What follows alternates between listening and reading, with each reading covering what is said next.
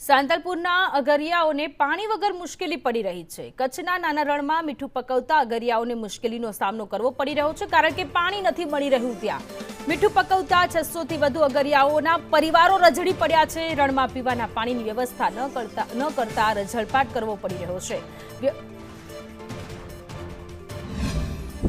पानी बाबतनी बात करिए तो अत्यारे अमारे गंदू पानी आवे छे। कलेक्टर साहेब ने रजूआत करी, प्रांत में करी, अमारा मीठा एसोसिएशन में करी, बधाने जाण करता कोई पानी नो अमारे निकाल आवतो नथी। आ गंदू पानी पीने अमारे बीमारी भोगववी पड़े।